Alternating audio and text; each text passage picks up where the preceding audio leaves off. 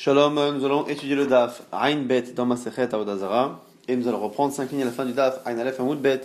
La Gemara tente toujours de trancher la question: est-ce que les goïms peuvent acquérir et vendre par Meshicha? Amale Ravina le Ravashi, Ravina dit Ravashi, Tashma vient apprendre de là. Dam Rabbi Chia bar Abba, Rabbi Yochanan, car Rabbi Yochanan a dit Ben Noach ne'erag al pachot mishave pruta. Un Ben Noach, donc un qui n'est pas juif, peut être condamné à mort pour un vol qui est moins d'une prouta. La valeur du moins d'une prouta, même si pour un juif ça ne pose pas le même problème, parce qu'on part du principe qu'un juif pour moins d'une prouta ça ne le dérange pas tant que ça, mais pour lui, le voleur, il sait que c'est quelque chose, et donc du coup, c'est assourd, et les misot de Bnei Noach, ils sont toujours passibles de la peine de mort, donc du coup, il est Neherag, mi-pachosh et prouta. L'onita, pourquoi l'onita? L'onita les chavon, mais il peut pas rembourser, il n'y a pas besoin de rembourser parce que le juif il est pas makpi là-dessus. Ve'yamart, et si tu penses que Meshirabakur avait meina kona, si tu penses que le goy ne fait pas acquisition en tirant un objet, quand il a marloquet amema ravashi. Alors, Amaïnerag, pourquoi le condamner ce goy? Puisque si on n'acquiert pas en tant que goy en prenant un objet simplement, c'est-à-dire que ce voleur-là n'aura jamais réellement acquis l'objet. S'il n'a pas acquis, c'est comme si finalement l'objet du juif restait au juif, simplement il s'était déplacé géographiquement. La Gemara dit c'est pas une preuve. Mishum Tsarel Israël. Peut-être que c'est pas considéré effectivement comme un vol, simplement il a contrarié le juif de lui avoir enlevé cette chose-là qui vaut moins d'une prouta. La Gemara dit Umaï lo nitan le ishavon, deinom betorat ishavon, et la Gemara nous dit donc quand on dit qu'il peut pas rembourser, c'est pas réellement qu'il n'y a pas de mise à rembourser, puisque on est en train d'expliquer ici éventuellement qu'il n'y aurait même pas bichlal de notion de vol. Donc s'il n'y a pas de notion de vol, c'est qu'il n'y a pas d'obligation de Ve'eshiv et Tagezela de rendre le vol qu'il a volé, puisque c'est pas du vol. En tout cas, Ve'enot Betorat Ishavon. C'est-à-dire que il faudrait expliquer ici que ça veut dire qu'il n'y a même pas bichlal de misage. C'est pas qu'il n'a pas besoin de le faire, c'est qu'il n'y a pas de misage, qu'il n'y a pas de vol. La Gemara continue d'essayer de prouver. Yachi. Alors explique-moi la fin de cet même enseignement. Pourquoi? Si un autre voleur vient et vole au voleur, Neragalea, le deuxième voleur aussi, sera mis à mort. À la limite, tu m'as dit qu'il n'y avait pas de vol dans ce cas, parce que Mishicha c'est pas connu. Alors quoi? Le premier, ok, il a contrarié le juif. Et là c'est Ifa, mais à la fin, le dernier, le deuxième voleur, Maya Avid, qu'est-ce qu'il a fait au juif? Rien.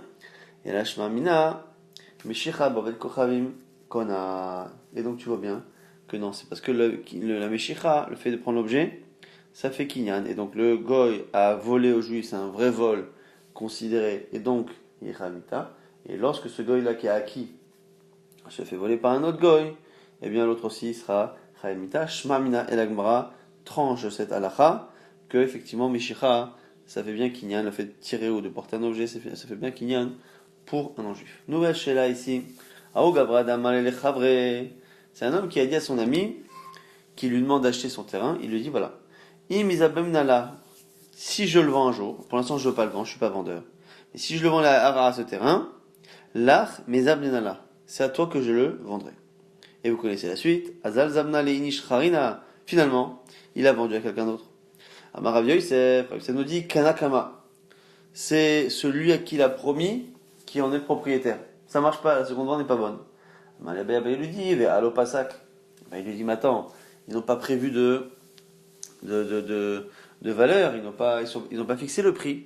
Donc comme ils n'ont pas fixé le prix, ce qui ressemblait à une promesse finalement n'était que des paroles, ça n'a pas de valeur de promesse de vente.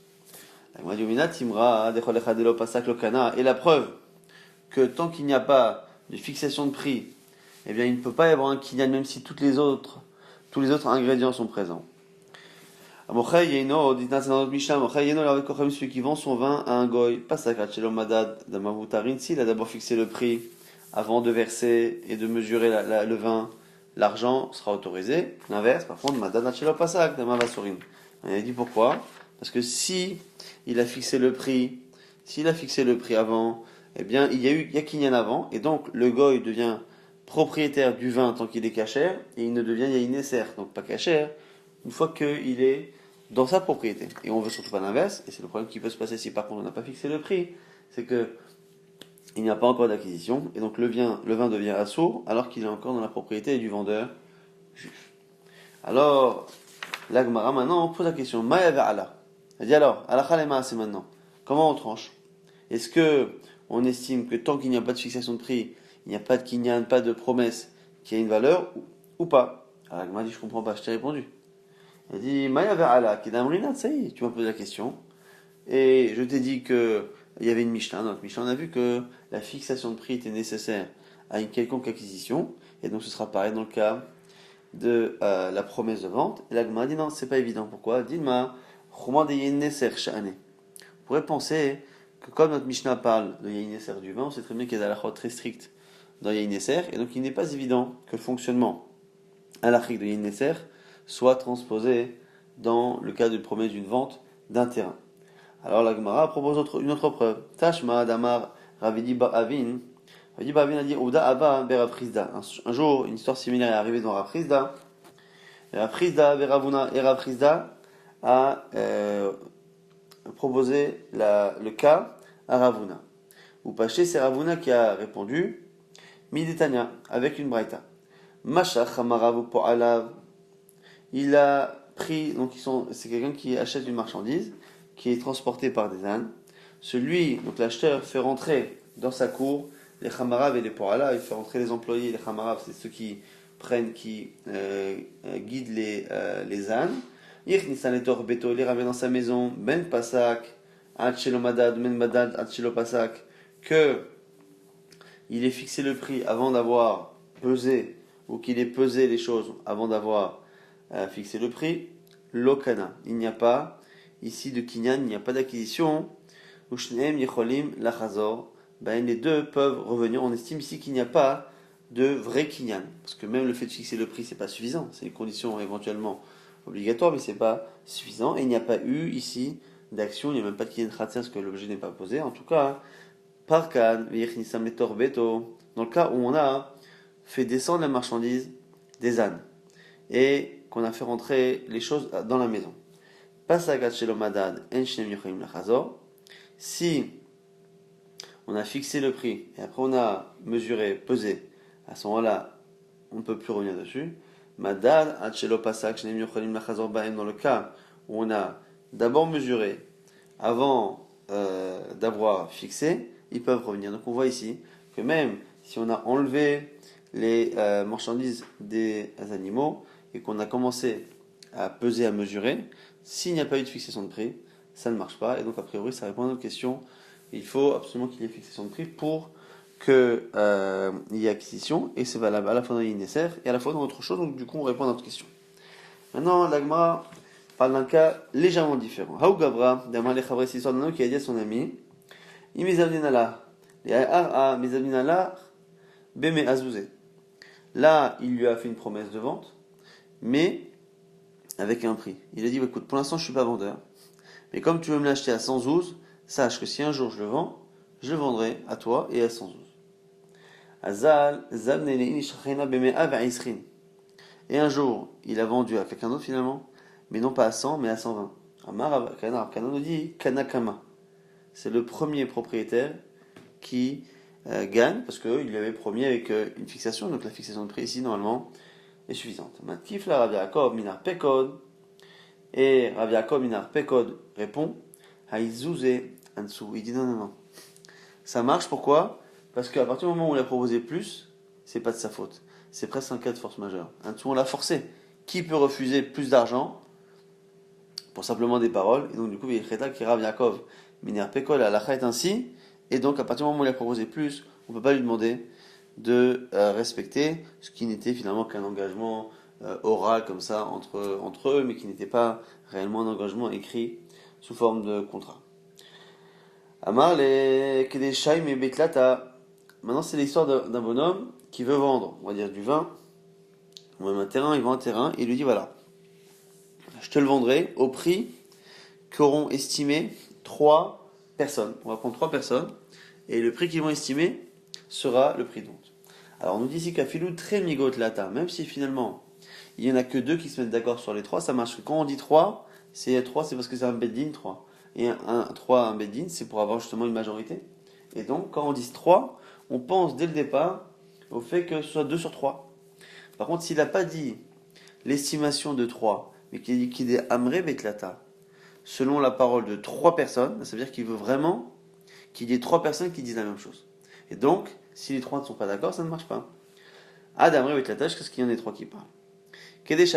Si par contre il a dit pour 4, mais il n'a même pas précisé comment s'expriment les 4. Il a simplement dit comment vont jauger les 4. Est-ce qu'on part du principe qu'il suffit d'une majorité, comme on a vu pour les 3, avec l'expression Shaimé, ou pas? Alors la Gemara dit non, Adamri Be'arba, il faut que les 4 soient d'accord. Pourquoi? Parce qu'on part du principe que quand quelqu'un dit 3, s'il ne précise pas qu'il veut que les 3 disent la même chose, ça veut dire qu'il veut un beddin, c'est une majorité. Mais dès qu'on sort du chiffre 3, on n'est plus dans un beddin, et à ce moment-là, ça veut dire qu'il veut toutes les personnes. Et donc du coup, quand chacun a fortiori, et Radamale, a fortiori s'il a précisé qu'il veut que les 4 s'expriment de manière équivalente. Amalek, il est Shaimé Betlata, Veatutlata, Veshamua. Maintenant, il a dit 3 personnes. Ils ont pris 3 personnes. Et il y en a un des deux qui dit Leitutlata Chaine de Kim Leutfe. Non, je sens qu'ils ne sont pas spécialistes. Finalement, j'en veux 3 autres à la place. Amar Papa Dina ou des Marakev. Papa autorise que l'un des deux fasse cela. Matkifla Ravuna, Vered Rachel lui dit attends, Mimaïdane Kim Leutfe. Qui nous dit que les seconds sont meilleurs que les premiers? Dit Mané Kim Leutfe, que ce sont les premiers qui sont meilleurs. Et donc, du coup, on ne peut pas faire ça. Et Chetel a ainsi qu'effectivement, on ne peut pas dire ça, car Una, Vered Rav Yoshua. Alors, Nataleta Mashper, Daletor Slochito, Shelovet Kochavim. Là, ici, on a un juif. Alors, a priori, dans le cas Pachout, c'est un juif qui vend du vin à un goy et qui verse le vin du tonneau vers la bouteille. Mais pour verser dans une bouteille, il faut un entonnoir, c'est ce fameux mashper. Donc, il verse dans le mashper les dors Slochito jusqu'à la bouteille en verre du Ravet Kochavim. Chazar, Omada, les dors Slochito chez Israël. Et après, il va le faire dans la bouteille d'un juif. Mais je bois un kevet yain asso. Si l'entonnoir comporte un endroit sur le bord, sur le haut, qui peut retenir des gouttes de vin, le vin d'Israël sera problématique, donc a priori, parce que il y aura eu un contact. On verra exactement quelle est la situation. Amare mikli ekeli, celui qui verse d'un ustensile à un autre, et shera mimenu mutar, et shera letocho asso. Celui qui le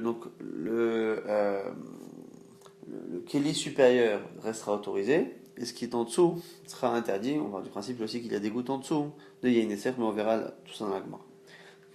Maintenant on pose une question. Nitzog va katapras ou mashke tofeach eno chibo loletuma veloletara. Là ici on parle de contact qu'il peut y avoir entre deux liquides.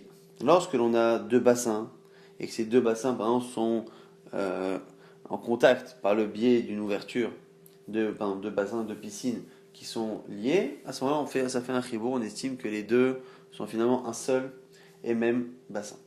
Maintenant ici, on va voir quand est-ce qu'on peut lier deux liquides. Et là ici, dans le premier cas, c'est Nitzok. Nitzok, c'est un jet. Il y a un tonneau qui verse dans un autre tonneau, et donc les deux tonneaux sont reliés par le jet. Est-ce que ce jet-là fait qu'au moment du jet, on estime que finalement le tonneau d'en bas, le tonneau d'en haut et le jet sont finalement une seule et même entité. C'est un seul liquide, et à ce moment-là, on a toute la halachot qui en découle. Alors là, on dit que non. Katapras, c'est un peu différent. Katapras, ça ressemble à Nitzok, simplement au lieu que le liquide, le jet soit en l'air, il coule sur une forme de pente ou de cascade. Katapras, c'est aussi une cascade. Et donc du coup, si on a ce contact-là, on a la même question. Mashketofer, c'est quoi?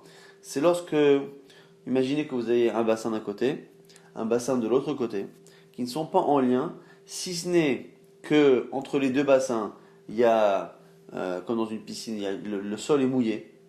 Mais le sol est légèrement mouillé, il est mouillé que ce qu'on appelle tofer. Tofer, c'est-à-dire qu'il est mouillé, mais il n'est pas assez mouillé pour pour mouiller lui-même quelqu'un d'autre. Ça veut dire que si je le touche avec mes doigts, je vais sentir une humidité, mais mes mains elles-mêmes ne seront pas assez humides pour que quelqu'un sente l'humidité après en touchant mes mains. Donc ça t'offert. Et toutes ces choses-là, le jet, la cascade et la chose qui est juste humide, eh bien c'est pas un chibour, ça ne permet pas de relier deux entités liquides, l'ol et touma, mais l'ol et tara, ni pour purifier, ni pour impurifier, excusez-moi, ni pour purifier, c'est-à-dire pour purifier, c'est pour faire de mikvaot. On a par exemple un bassin d'un mikvé caché et l'autre qui est une piscine d'eau du robinet. Pour relier les deux et faire en sorte que l'eau du robinet devienne aussi comme un mikvé, il faut qu'il y ait un vrai lien entre les deux. Et donc, le fait qu'il y ait simplement un jet, le fait qu'il y ait une cascade, ou le fait qu'entre les deux il y ait un sol qui soit simplement humide, ne suffit pas. Donc ni les touma ni les tara. Alors, Amaravuna, Ravuna nous dit tout de même que Nitok, les quatre apras, tout ce qu'on vient de dire qui n'est pas un chibour, un contact pour Tumatara, ça l'est par contre pour Yain Neser, c'est une chumra de Yain Neser. Maner Ravuna, Anachman dit Ravuna, Menalach, ha, d'où tu sais dire cela? Il m'a binet nananitzok bakatapras ou mashketofer eno chibour lo letuma le tahara. Si tu veux dire que c'est à cause de cette Mishnah qu'on vient de citer, qui dit que Nitzok katapras ou mashketofer, c'est pas un chibour pour Touma Tahara, et tu fais une déduction que ça l'est pas pour Touma Tahara, mais si on l'a dit pour ça, ça veut dire que ça l'est par contre pour autre chose, et donc ce serait Yain Neser. Donc Touma et Tahara ou Delo avait chibour. Alénian Yain Neser avait chibour. Il y a un problème, pourquoi? Et Masefa, tu peux faire la déduction inverse avec la fin. À la fin, on a dit quoi? Ashboren, que Ashboren, donc comment dire, un bassin qui est stagnant, Chibour les Touma Veletara, ça fait effectivement un lien entre deux liquides. Si entre les deux il y a quelque chose de statique. Et du coup, on pourrait dire ça, que Ashboren ça marche pour Tumatara, les Tumatara ou Deave, Chibour. Allez, Yeser, mais dans un autre cas, c'est pas Chibour. Donc dans Yeser, ça marcherait pas. Et ça n'a pas de sens. Et là, mais Alikalemi Shmamina, donc tu vois bien qu'on peut pas faire de déduction de ce type-là. On essaie de déduire en disant Nan, Natal, Tamashper, Umadal et Tors, Lochito, Shalom, on dit dans la Mishnah, que celui, a priori un juif, qui verse son vin cachère dans la bouteille d'un non-juif, par l'intermédiaire d'un entonnoir, et qui après va utiliser ce même entonnoir pour verser dans la bouteille d'un juif. On a dit que le vin est assourd. S'il y a un peu de vin sur l'entonnoir, c'est assourd. On pose la question, on dit pourquoi?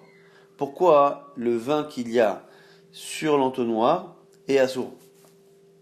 Puisqu'a priori, quand il a versé depuis son tonneau la première fois dans la bouteille du goy, par l'intermédiaire de l'entonnoir, le vin est caché quand il est dans l'entonnoir du juif, il est encore caché lorsqu'il est dans le tonneau, il est caché lorsqu'il est dans l'entonnoir, et ce sera que après que dans la bouteille que le vin sera interdit. Mais tout ce qui est sur l'entonnoir, même s'il y a des gouttes qui restent, elles doivent être cachées. Alors n'est-ce pas que c'est une preuve que Nitzok, il y a un lien par Nitzok par le G, ou Shmamina Nitzok Ribour, ce serait une preuve effectivement, comme a dit Ravuna, que Nitzok c'est Ribour, c'est-à-dire que en fait le vin dans la bouteille est interdit, mais comme ce vin qui est dans la bouteille est relié par le G à ce qu'il y a dans l'entonnoir, c'est pour ça que le vin dans l'entonnoir est assourd. Elle m'a dit non. Taner Abechia, je sais pas, Chasto, Tzlochito. Non. On dit ici que c'est un problème. Pourquoi il y a un problème dans notre Mishnah? C'est parce que souvent, quand on remplit la bouteille, à la fin, quand on la remplit jusqu'au bout, eh bien, il y a du liquide qui remonte dans l'entonnoir. Et donc, à ce moment-là, c'est pour ça que le vin qui est sur l'entonnoir est interdit, parce que c'est le vin de la bouteille qui est remonté, qui a touché. Elle m'a dit donc quoi? Ah bah, l'opachasto slorito, mais alors ça veut dire quoi? Sinon, on a fait de telle sorte à ce que le vin ne remonte pas dans l'entonnoir. Ce serait quoi? Ce serait autorisé a priori. Alors, l'eau, donc tifshot, des nitzok et no chibour. Et donc selon toi, ça veut dire que nitzok c'est pas un chibour, puisque le problème ne se pose que si le vin remonte.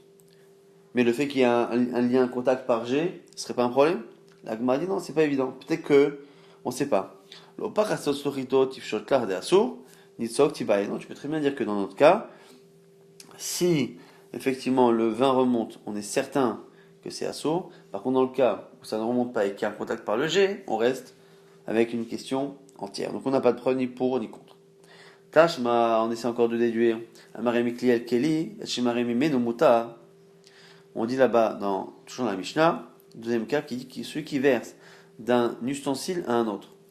Celui dans lequel c'est versé, eh bien, c'est assourd. Celui duquel on verse est autorisé. Ha devne bene, assourd, en disant de celui duquel le liquide vient, il est autorisé, ça donne l'impression qu'il n'y a que l'ustensile qui est en haut qui est autorisé, mais tout le reste est assourd, et donc, même le jet. Ah, donc Shmamina, Nitzok Ribour, on va dire non. Et Nitzok Ribour, Afilou, des gavés, des manas, Namilitsa. Si réellement le jet était un lien, non seulement le jet devrait être interdit, mais même ce qu'il y a dans le tonneau. La Gemara dit c'est pas évident. Allo Kashia, des Kamekatef Katoufé. On peut très bien imaginer qu'il verse par à-coup, de telle sorte à ce que lorsque il y a le jet qui part, le liquide, le contenant inférieur, eh bien il n'y a plus de contact avec le tonneau d'en haut. Alors, la Gemara dit, Mikol Makom, Nitzok Ribour, mais on pourrait dire que le jet est quand même interdit par le diou qu'on a fait. La Gemara dit, mais c'est pas possible, parce que regarde, où ta mère et ma sefa, selon ta logique, regarde la fin de la Mishnah. Et Tchera les Toho de Asir, Adebne Minicharé. On a dit que c'est seulement le tonneau d'en bas qui est interdit. Alors t'as qu'à dire aussi pareil. Il n'y a que celui qui est en bas qui est interdit, mais tout le reste, et donc le jet inclus, serait autorisé. Et là, Me'alikale Mishmamina, donc tu peux pas faire des déductions de ce type, et donc il n'y a pas de réponse. Tashma, Me'are, Michavit les bords, celui qui vide un tonneau vers une fosse, un puits, qui loa chayored, misfat chavit les mata, asso. Ce qui finalement est versé est interdit.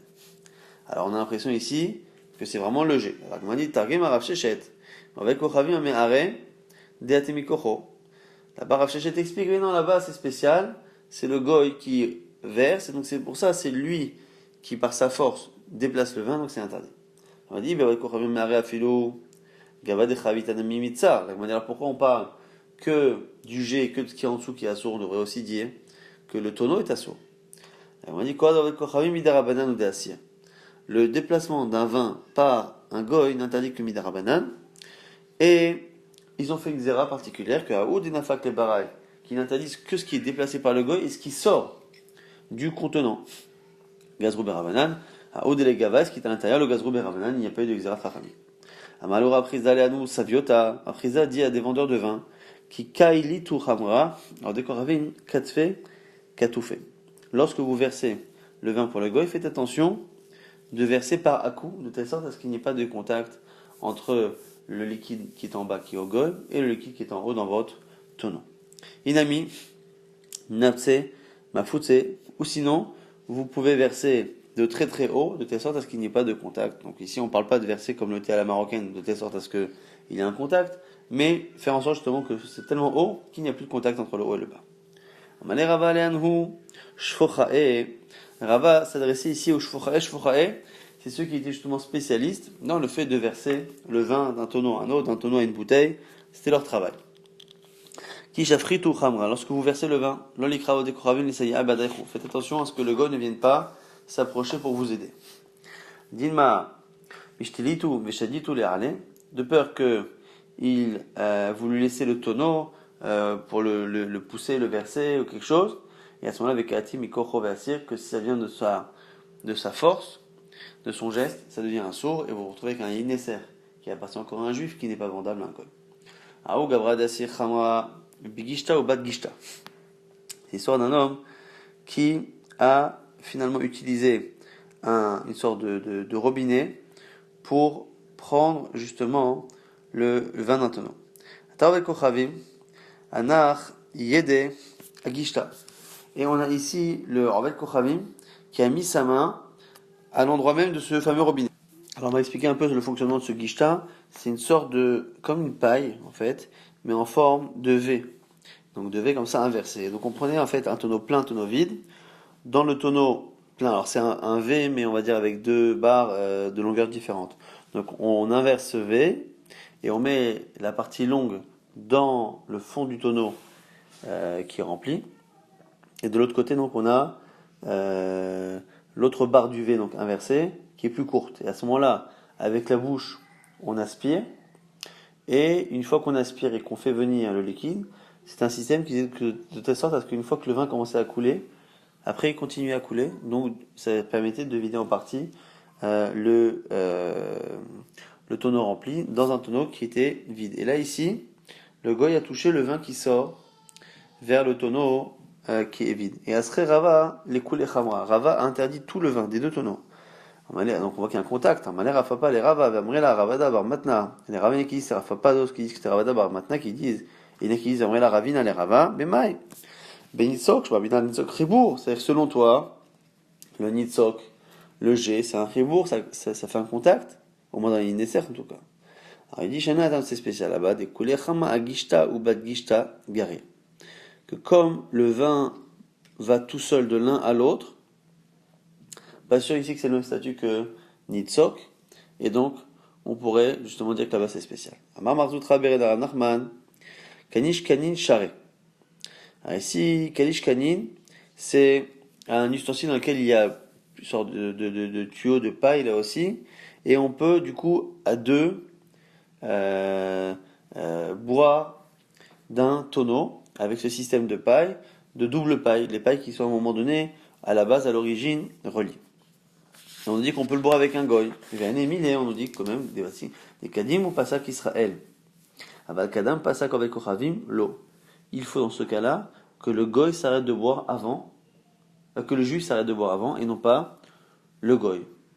Pourquoi? Parce qu'à partir du moment où le goy s'arrête de boire à la paille, il va avoir un peu du liquide qu'il a fait monter dans sa bouche, qui est resté dans la paille, qui va redescendre dans le tonneau, et qui va redescendre surtout dans l'autre, qui va être en contact avec l'autre partie de la paille sur laquelle il est en train de boire, et qui va être un problème, alors qu'à la limite, quand ils boivent tous les deux en même temps, tout le vin qui part dans la paille du goy va terminer dans sa bouche, et pas dans celle du juif, mais là il y a un retour. Rabba Baravuna Ikla les Rej Galuta, Rabba Baravuna est parti un jour au Rej Galuta, Sharalou les Mishta, Peknish Kanin, et il leur a autorisé à boire de cette manière. Et les qui disent que Rabba Baravuna fait Ishte Beknish Kanin, que lui-même a fait cela, et c'est comme ça qu'il leur a autorisé par l'action.